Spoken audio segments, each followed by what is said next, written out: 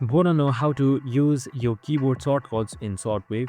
Well, no worries. In this video, I'm going to show you an easy step-by-step guide on how you can do it. It's super simple and in a minute, so let's get right into it. Now, having your shortcuts is super simple, which just simply gets your work become and complete much faster. So if I want to compose my email, instead of selecting the top I button, I can just simply select or press C on my keyboard and it will directly select compose right here.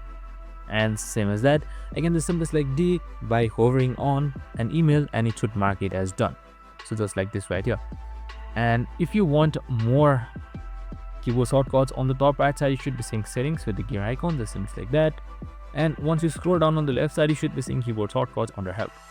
So you can see all the shortcuts that are available that you can memorize and use, from compose, threads, thread list, AI assistant, and much more. And that's it. I hope this video helped.